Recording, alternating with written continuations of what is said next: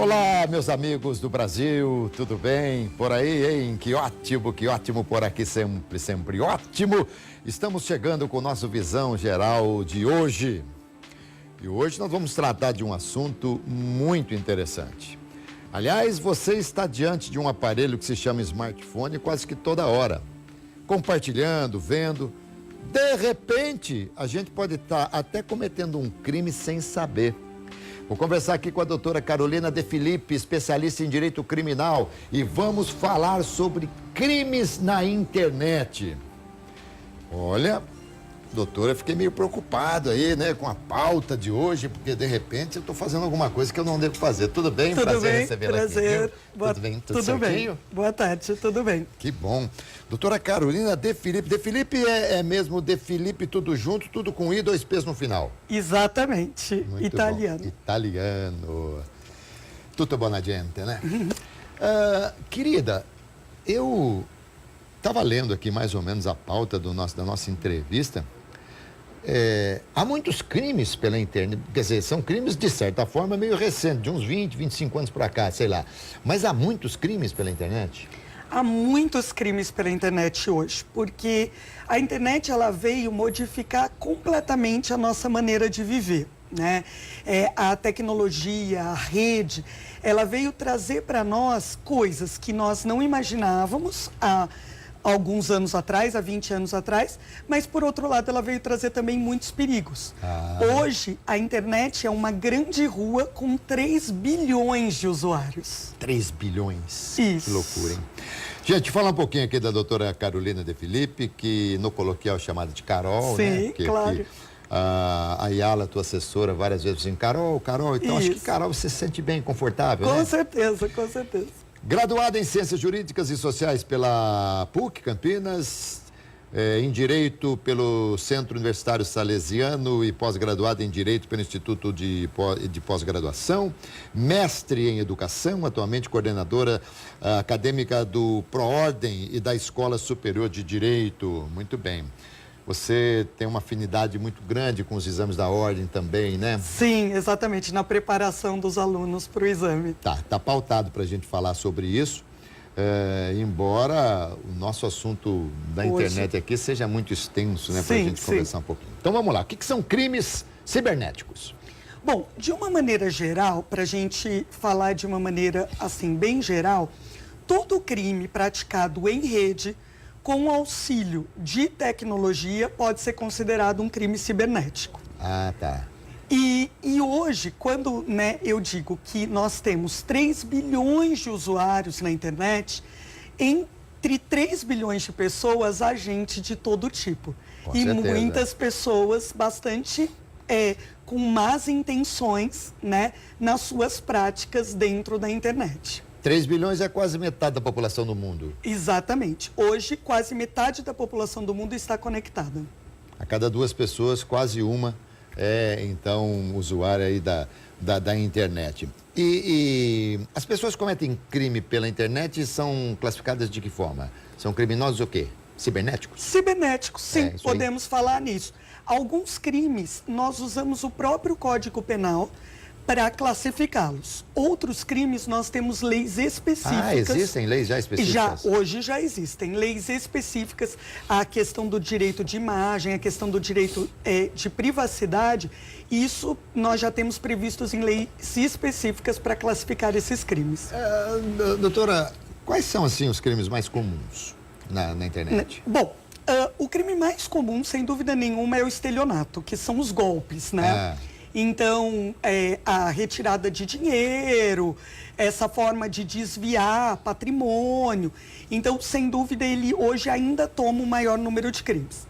Mas hoje nós temos uma crescente de crimes de exposição de imagens, de conteúdo sensual ou sexual, que já estão chamando de estupro virtual, que eu acho que é um assunto que a gente precisa conversar. Vamos conversar sobre ele. E um crime que nos preocupa muito é o crime de pedofilia, que cresce assustadoramente depois da entrada da internet e depois da popularização, principalmente entre as crianças e adolescentes. Um assunto interessante, é sobre a pedofilia, vamos entrar nele agora. caracteriza pedofilia não o ato em si, né? Não o ato sexual em si, mas a divulgação de fotos de menores de idade, por exemplo, caracteriza a pedofilia. Caracteriza a pedofilia. É importante eu deixar claro para todos vocês, né, que pedofilia não é um crime. Pedofilia é uma doença classificada pela Organização Mundial de Saúde. A pedofilia tem CID como doença. Pedófilo é aquela pessoa adulta que tem preferência sexual por um pré-púbere ou por uma criança entrando na puberdade, né? Terrível. E isso é importante, assim, a gente deixar claro, porque vários crimes podem se caracterizar como pedofilia. Então, tanto a relação sexual consumada em si, como a exposição de fotos, como a produção de materiais, como até a simples troca de material pornográfico envolvendo criança ou adolescente, já caracteriza a pedofilia. Doutora, eu tô na internet, acho que há muito tempo, nem sei quanto tempo. Eu nunca recebi uma foto sensual ou de sexo explícito, alguma coisa assim, envolvendo menores, a menos que seja eu nem saiba. Sim. Claro que a gente recebe nos grupos de WhatsApp, então vem tanta coisa. Como é que essas pessoas repassam isso? Por exemplo, por que eu nunca fui escolhido para receber isso aí? Sim. O que muitas pessoas não sabem é que a gente tem uma internet paralela para o mundo do crime. Existe uma rede que se entra em modo de segurança nos aparelhos, nos computadores, nos tablets, e essa rede é uma rede onde os crimes são praticados. Os pedófilos usam dessa rede paralela. Eles se expõem muito pouco na rede que a gente usa. Ah, entendi. Essa a que você se referiu é aquela navegação que, de repente, alguém utiliza o seu computador, não vai ver, é mais ou menos isso? Isso, exatamente. Tem um nome que eu não me lembro qual é. É algo que fica escondido, né? Tem questões técnicas, mas fica escondido e ela não é exposta. Mas é bom falar que isso aí é escondido só para quem é leigo, porque isso aí é plenamente desvendável com pessoas especializadas nos servidores e tal. Agora, como é que nós pais, né, no caso nós avós, que até sou avô já, como é que nós podemos nos prevenir de alguma coisa nesse sentido com relação aos nossos filhos e tal? Bom, vigilância o tempo todo é o mais importante. Mas uma questão que eu queria, assim, reforçar é que, embora todas as empresas de tecnologia, nos últimos anos, elas têm desenvolvido vários mecanismos de proteção. Hoje, apenas 38% dos pais colocam controle parental nos computadores. E esse número cai para 16% quando nós estamos falando de celular. Então, o que eu costumo muito falar, né, nas minhas palestras, nas minhas falas, é que hoje muitos pais estão colocando crianças e adolescentes para andar numa rua de 3 bilhões de pessoas sozinhas. Mas hoje, não vou falar da criança, mas vou falar do adolescente. Eu já tive filho aborrecente, né? E agora já me deu neto, inclusive. Mas hoje, o controle do adolescente é muito difícil. Eu acho que se o adolescente, a hora que ele passa a saber que o celular dele está controlado, é uma coisa assim, como se caísse o mundo. Sim, é claro, né? Eles resistem a demais, isso. São refratários demais. Demais. Mas uma coisa que eu digo é o seguinte, né? Pela lei, juridicamente falando, eu sou advogada criminalista há 14 anos. Então, juridicamente falando, os pais são responsáveis por todas as atitudes dos seus filhos menores de 18 anos. Isso é um instituto que a gente chama de culpa em vigilando. Você, como pai, como mãe, tem o dever de vigiar. E se você não vigia e essa criança ou adolescente se envolve em algum tipo de atividade criminosa, seja como autor ou como vítima, você, pai e mãe, é responsável por isso. Então, o que eu digo muito para os pais, que eles precisam dizer para os filhos, é que não pode haver privacidade em condutas que eu sou responsável. Concordo plenamente. Então, assim, o adolescente, ele pode ter privacidade para dormir, para trocar de roupa, para comer, Mas ele não pode ter privacidade em atos que geram consequências jurídicas. Sim, que vai envolver o pai, a mãe. Concordo plenamente com você, a pessoa responsável.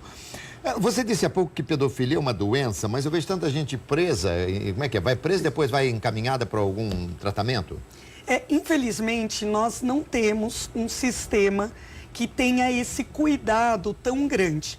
Mas é importante dizer que a doença, não no sentido, às vezes a gente fala que é doença e as pessoas ficam bravas, achando que a gente quer aliviar para o criminoso, né? Ele é doente, é coitado. Não é isso. Mas a gente diz que é doença principalmente para dizer que não adianta encarcerar um pedófilo por 20, 30 anos. Ele sai de lá e ele continua pedófilo. Entendi. Se nós não tivermos um cuidado de encarcerar e tratar, ele vai continuar pedófilo. E o tratamento é medicamentoso, é o tratamento de terapêutico? Terapêutico? Isso. É tratamento mesmo psicológico e psiquiátrico. Muito bem. E doutora, eu quero entrar aqui no estupro virtual, mas ainda sobre a pedofilia. Sim. Por exemplo, a gente ouve falar de uma rede de pedófilos. Então tem aquele, por exemplo, que só recebeu a foto, sei lá, repassou, aquele que só recebeu ou não repassou. É diferente o crime para esse daquele que comete o ato sexual de pedofilia? Sim. São vários crimes separados. Sim. No Código Penal, a gente tem um crime chamado estupro de vulnerável, que é, de fato, a relação sexual ou qualquer ato libidinoso com menor de 14 anos. 14 anos. Menor mesmo de 14 com anos. Consentimento. Mesmo com consentimento. Para a nossa lei, o menor de 14 anos é vulnerável. Ainda que ele deu consentimento, ainda que a família deu consentimento, se ele tiver uma relação com um maior de 18 anos, isso é crime de estupro de vulnerável. E nesse caso, se houver uma gravidez, é passível de... A lei protege na caso do aborto? Sim, exatamente, porque a lei permite, né, a nossa lei permite o aborto nos casos de gravidez resultante de estupro. Então, mas em qualquer idade, não? Precisa do consentimento dos pais se a mulher tiver menos de 18 anos. Então, tendo maior, se foi fruto do estupro, independente da idade, pode fazer o aborto. Muito bem. Sim. Bom, interessantíssimos esses detalhes aqui. Muitas vezes a gente até já ouviu falar, mas é bom estar a todo momento para a gente estar se familiarizando com todas essas coisas, até para a gente proteger as pessoas que a gente gosta, com toda certeza. Vamos então falar do estupro virtual. Isso. O que é o estupro virtual? Então, essa expressão, ela foi criada entre as pessoas e recentemente um juiz deu uma sentença, uma decisão, condenando uma pessoa por estupro virtual. Mas é importante aqui deixar claro que esse tipo penal, esse crime não existe. Não existe um crime ainda chamado estupro virtual. Né? Foi uma invenção linguística para caracterizar a conduta. Isso foi algo que a população trouxe para o direito, não o direito que impôs a população. Isso, exatamente. Entendi. Então, essa situação que foi chamada de estupro virtual e que infelizmente acontece muito. Dá um exemplo para nós.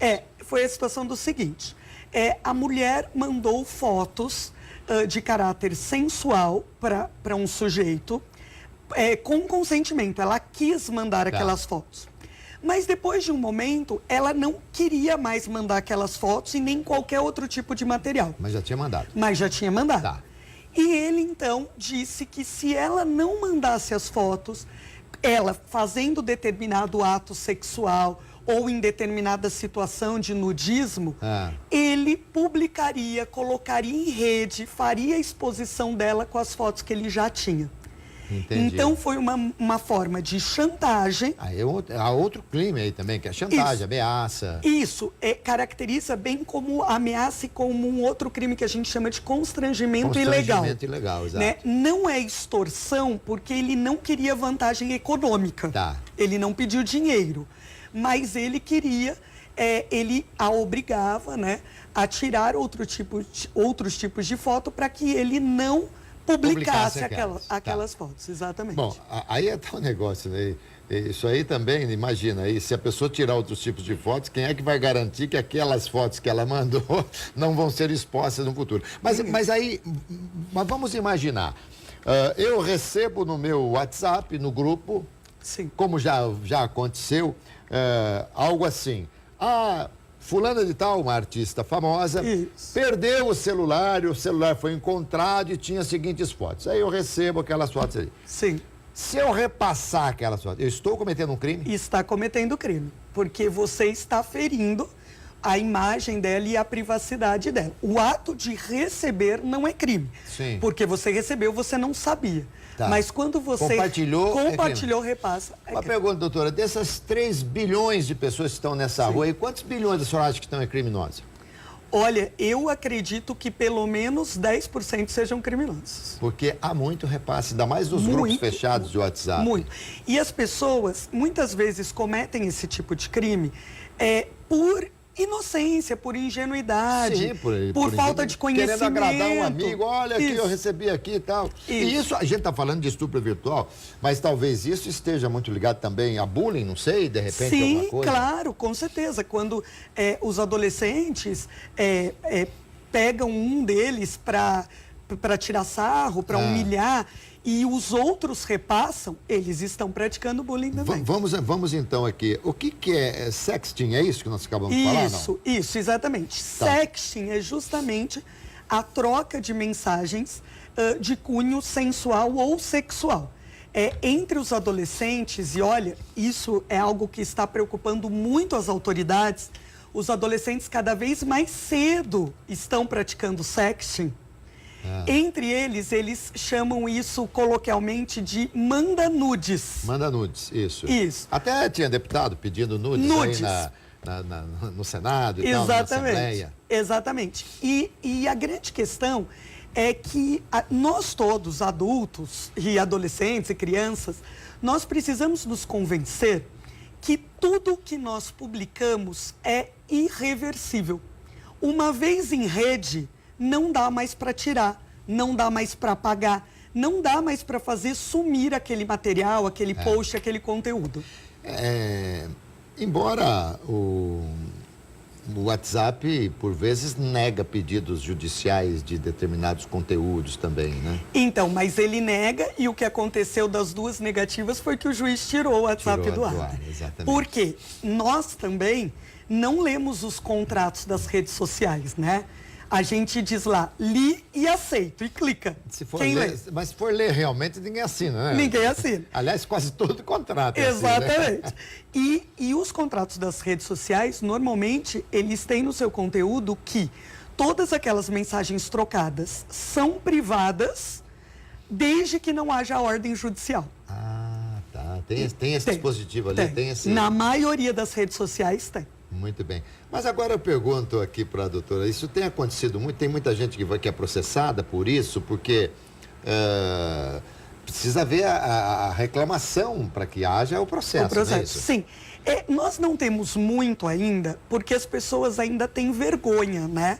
A pessoa que foi vítima desse estupro virtual, esse estupro virtual, ele necessariamente começa... Mas ele não é crime ainda, né? Não existe esse crime específico, mas dá para enquadrar a pessoa em outros crimes que existem. Constrangimento ilegal, ameaça, exatamente. Tudo bem. E a pessoa, muitas vezes, ela que produziu o material, né? Ela que tirou a foto em situação de nudismo. Então, ela tem vergonha depois de continuar essa exposição. E muitas vezes acaba não indo atrás do processo. E uma coisa interessante é que não é só o processo criminal. Tem o processo civil também, que é o processo de indenização, né? Muito bem. Aliás, a gente está conversando aqui um assunto interessante. Vamos trazer aqui para o ar, por favor, doutora? Sobre o fato de alguém pegar teu celular e começar a dar uma olhadinha nas suas coisas ali. Como é que é? Então, esse é um crime que era um crime impensável há 5 anos atrás e hoje já está se tornando um crime comum. A pessoa perde o celular ou tem o celular furtado ou roubado e o criminoso, né, invade o seu WhatsApp ou qualquer tipo de aplicativo de mensagens e ele pode usar de 2 maneiras criminosas. Uma maneira é ali pegar informações que dizem respeito à sua vida. Porque provavelmente no seu WhatsApp tem coisas que dizem onde você trabalha, onde você mora, onde os filhos estudam, né? e usar essas informações de maneira criminosa. E uma outra maneira que esse crime está ganhando palco, né, nas delegacias é a pessoa pegar mensagens comprometedoras e começar a fazer chantagem, começar a fazer extorsão. Então, olha, eu tenho uma mensagem aqui que você falava mal do seu chefe. Se você não me der tanto, eu vou mandar para ele. Entendi. Eu tenho uma mensagem aqui que compromete seu casamento. Entendi. Se você não me der tanto. Entendi. Então, assim, gostaria de dar uma dica para quem está nos assistindo, Sim. né? Que o WhatsApp seguro é o WhatsApp limpo. As pessoas devem tirar um momento da semana, de tempos em tempos, para deixar todas as suas conversas apagadas. Se tiver alguma coisa importante para guardar, guarde, faça um backup no computador, faça um backup na nuvem, né? Mas não deixe guardado no aparelho. Isso pode ser bastante perigoso. Olha, eu vou arriscar dizer aqui, doutora, que nada que vem pelo WhatsApp merece ser guardado por muito tempo. Eu estou arriscando. Pode ser que sim, mas estou arriscando. Sim, a maioria das coisas não, porque esmagadora maioria. há 5 anos atrás a gente não tinha o WhatsApp e sobrevivia, certo? Hoje, por exemplo, se você sai de casa e esquecer o celular, você volta para pegar. Isso.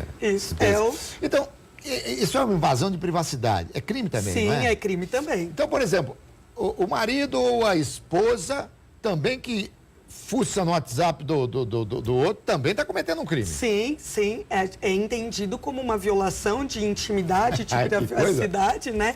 De mensagens que não pode acontecer, né? Você tem que conceder para que outra pessoa entre nas suas mensagens. Aí, de repente, ele ou ela fala, olha, eu vi tudo aqui e eu vou me separar de você. Você pode até se separar, mas que eu vou te processar, Exatamente. E tudo que é pego numa situação assim, eu vi isso aqui ou aquilo e eu vou usar isso no processo, não vai, porque isso é prova ilícita. Porque foi adquirida de forma ilícita. De forma ilícita, exatamente. Pois é. Mas é uma coisa muito estranha, né? A mesma coisa de alguém não ser preso porque matou alguém com um revólver que foi roubado. Exatamente. O revólver estava ilícito, mas ele acabou cometendo crime. Exatamente, tá, claro. Bom, mas enfim, as coisas são assim, a gente não pode fazer nada. Doutora, eu vou falar um pouquinho da OAB. Vamos, claro. A menos que tenha alguma coisa mais para falar sobre os crimes. Sei que tem, mas que você pode um dia voltar aqui para a gente falar, né? Claro. Eu acho que só, principalmente em relação às crianças e adolescentes, né? Que haja sempre vigilância, que os pais também tirem um tempo para olhar o histórico de navegação, ver com quem essas crianças e adolescentes estão conversando, ter uma vigilância constante nas redes sociais, porque os criminosos se alimentam desse silêncio, dessa impunidade. Aproveitando aqui, a gente deve, no Face, no Instagram, nesses sites de relacionamento, a gente deve evitar de colocar muita coisa pessoal, onde estudou, os filhos, essa coisa toda, onde trabalha, deve evitar esse tipo de coisa? Olha, assim, todo tipo de exposição é perigosa, claro. Se você coloca onde você mora, onde você trabalha, onde você estuda, isso é perigoso. Você dá argumento e você dá informação para quem de repente pode te prejudicar. Pode prejudicar, claro. Mas uma coisa que eu acho importante dizer é que nós não temos mais privacidade. Não temos mesmo. Nós abrimos mão da privacidade, né? Para que a gente possa conversar com uma pessoa em outro país em tempo real, isso são as coisas boas que a tecnologia nos trouxe, né? Agora, por exemplo, hoje a gente chega em qualquer endereço com um aplicativo que nos leva em qualquer endereço, certo? Mas esse mesmo aplicativo, se você parar num posto de gasolina, ele diz, você está num posto de gasolina.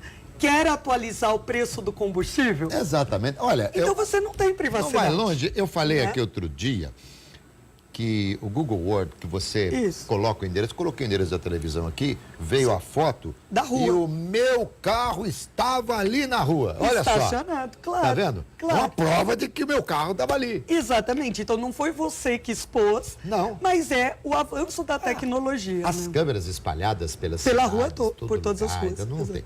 Nós vamos falar então da OAB? Vamos. Você me dá só um segundinho, que claro. eu tô com um recado, mas coisa rápida para a gente continuar aqui conversando.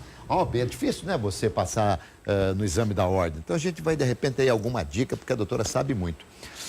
Gente, A rede Provectum, que tem 20 mil imóveis cadastrados em Campinas e região, disponibiliza agora também para você 5 mil imóveis nos Estados Unidos, Miami, Orlando e Nova York. Nada como fazer negócio no exterior em língua portuguesa, não é verdade? Navegue no site da Provectum. É muito fácil encontrar o seu imóvel. provectumimóveis.com.br.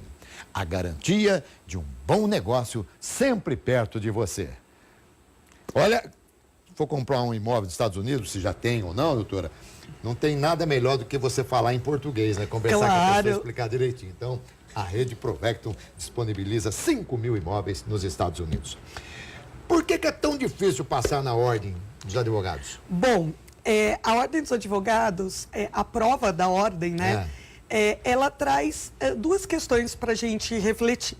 A primeira é que a prova tem trazido um nível de dificuldade bastante grande, né? E dentro dessa ideia do nível de dificuldade, a gente tem tido modificações na prova, exame a exame, que muitas vezes não são avisadas para os candidatos.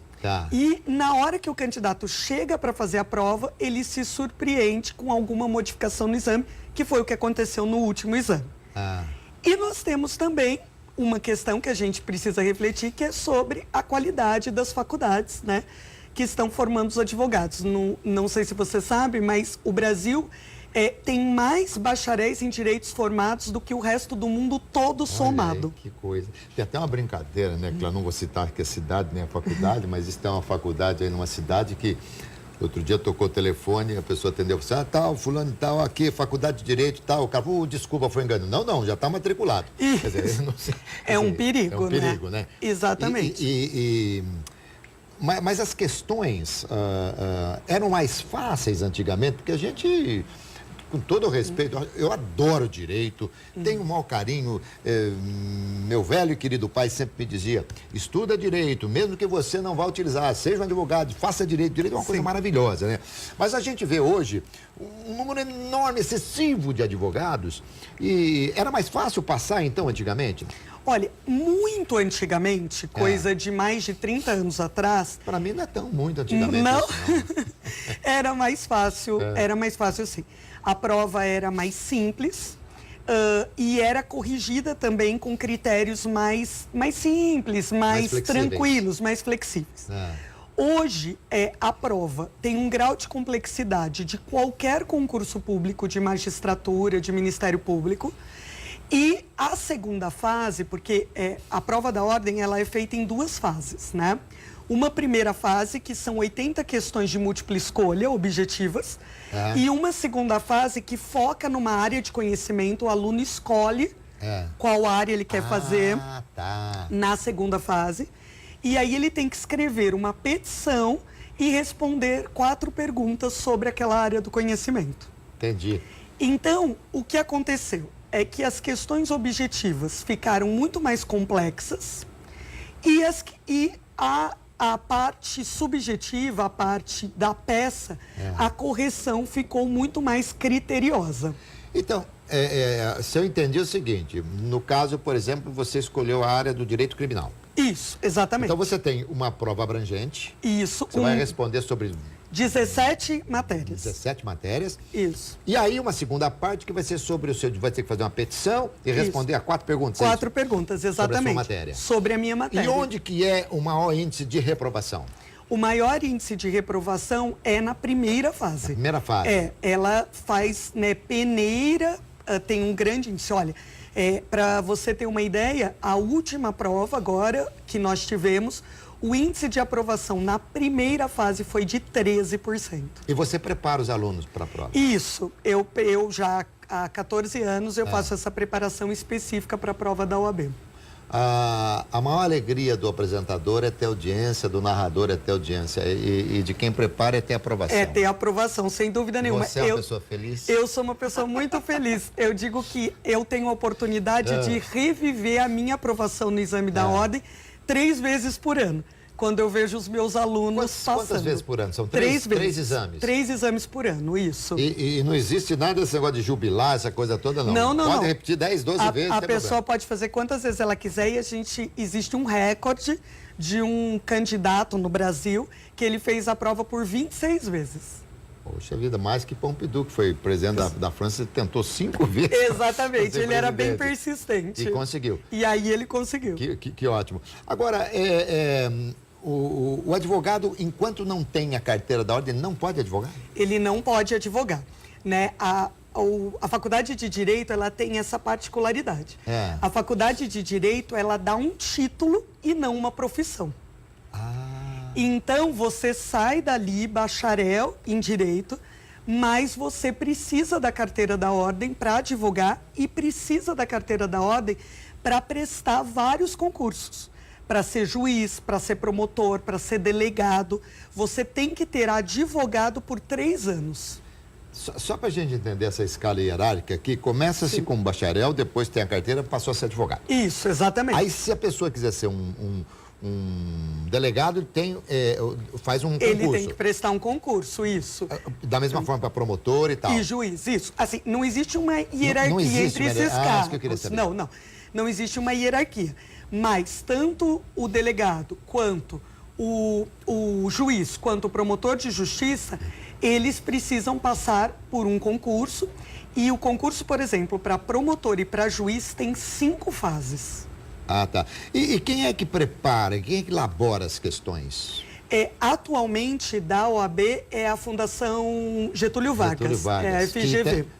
E são os professores da Getúlio Vargas? Isso. Eles têm uma banca, essa banca é divulgada, essa banca é pública, a gente sabe quem faz parte da banca. E eles preparam essas questões que depois são escolhidas aleatoriamente a cada prova. E cai muita coisa, por exemplo, no caso hoje, tá muita coisa da Lava Jato, esses negócios, é bem atual ou é baseado basicamente na história do direito? Nem sempre as questões levam em conta a vida prática, a vida real. Não. Normalmente são questões mesmo do que foi estudado na faculdade, algumas teorias importantes, né? E a gente tem pesos diferentes para as matérias. Então, nós temos a matéria de ética, até o último exame, ela tinha 10 questões. No último exame, ela veio com 8 questões. Sei. E, por exemplo, a matéria de direito internacional são 2 questões. Agora, é caro prestar exame da ordem? Bom, caro? É caro, porque a inscrição é de R$260 atualmente. Mas não é caro, 260 para um advogado, vocês ganham muito bem. Mas o aluno não é advogado ainda, né? Mas cada vez que ele for prestar o exame, ele tem que pagar 260. 260, é 1/4 do salário mínimo Aquele hoje, que prestou quantas vezes que você disse? 26 vezes, 26 imagine vezes. só. Faça a conta. Mais de 5 mil quase, né? Então. Para poder se tornar advogado. Exatamente. Mas é uma satisfação muito grande. Eu acho que o exame da ordem, a pessoa quando recebe a carteirinha, é a mesma coisa que receber o diploma, né? Sim. Colação de grau, aquela coisa toda. Com certeza, porque ali ele está se fazendo profissional de fato, né? Ali ele vai poder exercer a profissão que ele escolheu, quando ele tiver a carteira. Doutora, deixa eu só voltar atrás um pouquinho, que a gente falou do crime aqui, dos crimes da internet. Você já disse que há leis específicas hoje, né? Isso, sim. É tudo dentro do direito criminal ou tem coisa dentro da internet que vai entrar em outro tipo de segmento do direito? Tem coisas que entram em outros ramos, principalmente dentro do direito civil, que vai tratar de toda a parte da indenização. Para que a pessoa receba uma indenização pelos direitos, pelos danos morais que ela sofreu, né? Porque muitas vezes a exposição de uma imagem causa danos morais. Sim. A reputação da pessoa. Quem é que arbitra o que vai? É o juiz que determina? É o juiz que determina. E como é que ele faz isso? Como é que ele chega à conclusão, por exemplo, se você pedir um ressarcimento por danos morais, o que é que leva-se em conta para, de repente, ele arbitrar em, sei lá, 30 mil, 40 mil, 50 mil? Como é que ele pode avaliar o quanto isso te causou de mal? Ele normalmente leva em conta quem é a pessoa na sociedade no sentido de exposição, de reputação. Então, é claro que uma criança, ela tem muito menos pessoas conhecidas, ela não é uma profissional ainda, do que, por exemplo, você, que apresenta um programa, tem muitos seguidores. Então, ele leva em conta isso, né, o estrago que foi feito na reputação dessa pessoa diante da sociedade. E quando é uma empresa, aí leva em consideração lucro cessante, uma série de outras coisas. Exatamente. E é muito comum, doutora, hoje, por exemplo, os juízes, eu não sei, os processos por questão de imagem, essa coisa, são muito comuns esses processos? Muito comuns. Hoje é muito comum, porque com todo o crescimento e a popularização da internet, principalmente das redes sociais, a exposição hoje ficou muito mais fácil, né? Antigamente, se você queria falar mal de alguém, você precisava falar mal de alguém pessoalmente, né? Sim.